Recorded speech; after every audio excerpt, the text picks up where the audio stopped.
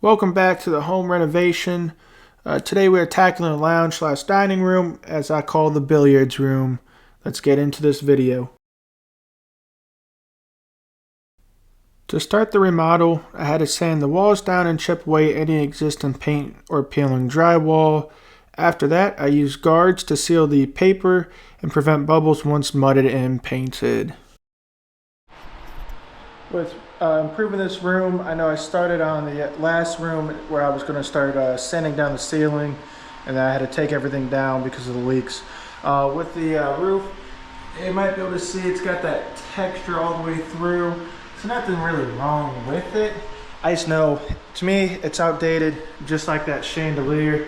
I know we're going to get that removed here too. We'll get something nice and modern, probably like a farmhouse style installed here. I'll get that dropped here eventually, get it capped off till I get everything fixed up there, get the roof, painted nice white, and then get that, taken down. But, let me get into sanding this down and let's get to it.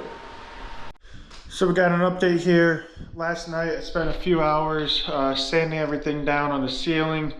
Obviously there's some high spots, some low spots. Obviously then some spots came out a little bit better than others.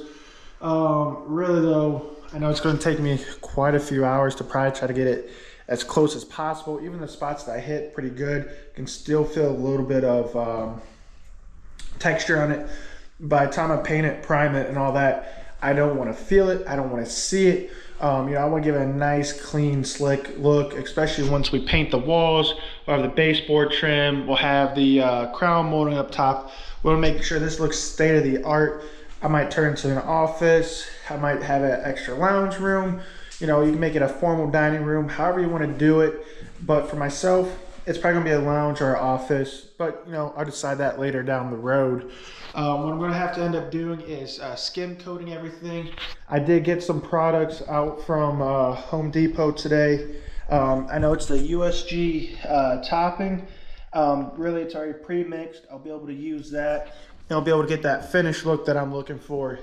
Before I can start doing that process, I need to get this chandelier removed, absolutely replacing it. If you want it, I'll mail it to you. Just kidding, it's gonna end up in the dumpster, so go to the landfill, you can find it there. But we're gonna probably go with a rustic feel in here. I know we're gonna go with a nice, probably neutral green color.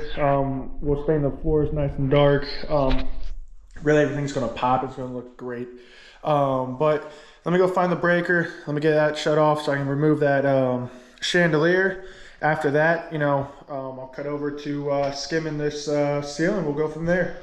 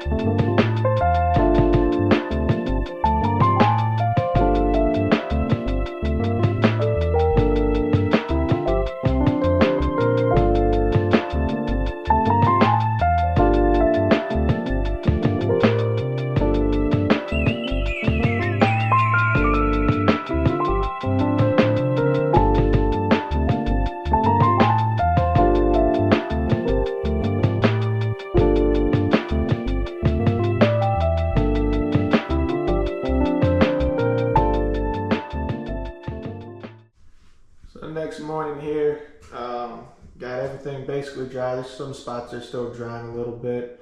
Obviously for my first time, I don't think it's the worst, but definitely there's some high spots, some low spots. So I'm just gonna have to touch everything up, hit it with the sander, real light coat, just try to break everything down, make it nice, one consistent smooth area. I think once I hit it, with the sand and then get it painted, I think it's gonna look pretty solid. But let's get into the sanding and then wipe everything down. We're going to prime the top part. We're going to touch up the walls, prime that. And it looks like at some point in time, someone painted it and it kind of bubbled up. So I'm just breaking it down, seal it up, and then we'll repaint it, everything like that. I will trim out the windows, with the baseboard, stuff like that. But obviously we'll wait for the trimming till we do all the flooring. It's a little bit messy, but we'll get to it. But let me get into the sanding right now then.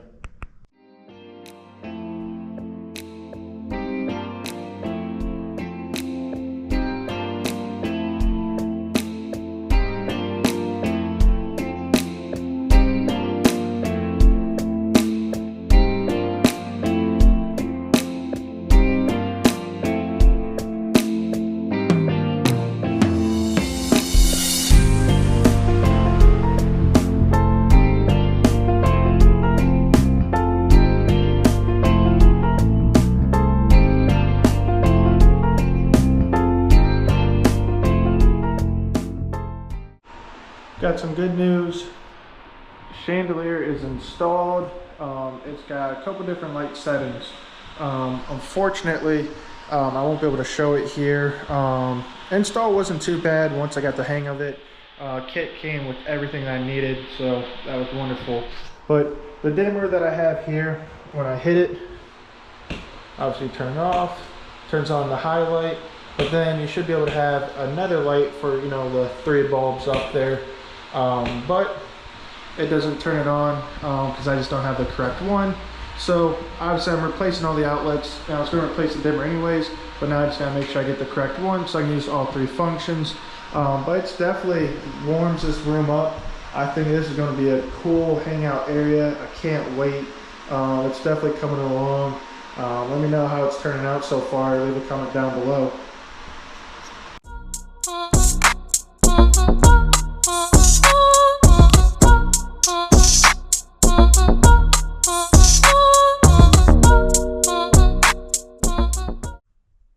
Alright, to finish off the lounge room, which, someone can turn into a formal dining room later on, we got to do the window casing, and then we also got to do the crown molding. We'll show you how to do the crown molding later on. That's going to be a separate video.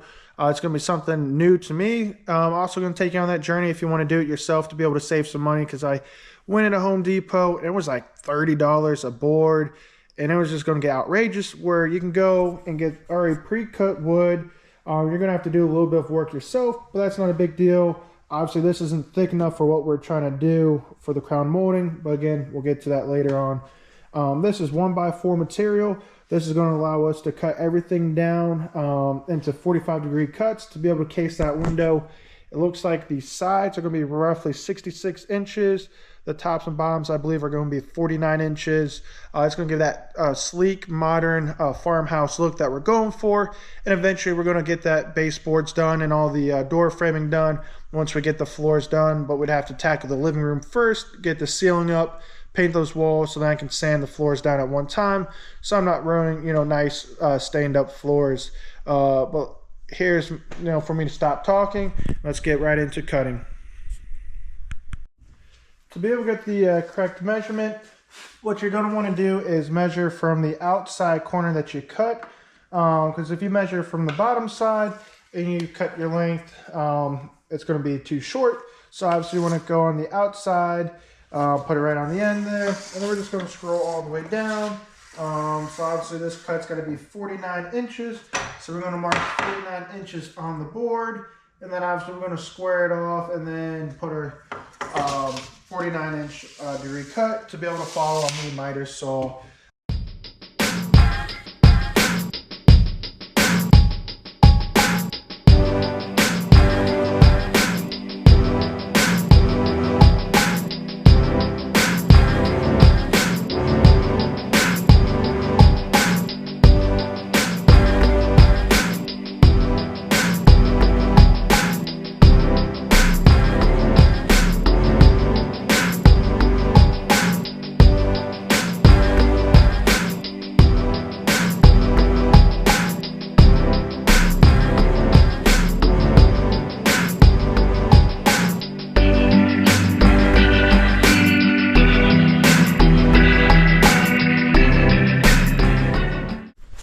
here's going to be the rough outline of the window trim.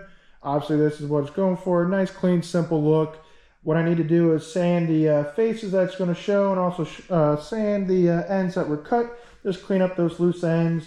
After that, I'm going to wipe down all the dust and start painting. So let's get right into the sanding montage.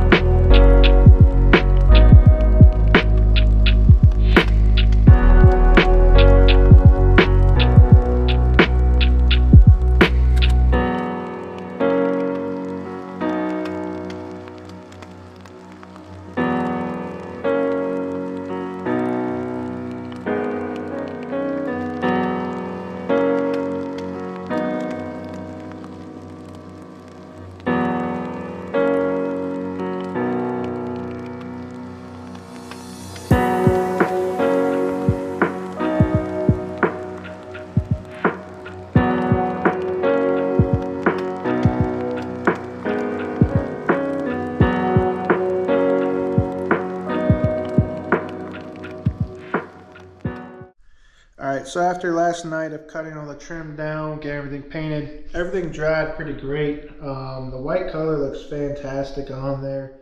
Everything looks pretty solid on it. You know, got the trim in, getting ready to install it. You know, I was looking forward to it all day after work.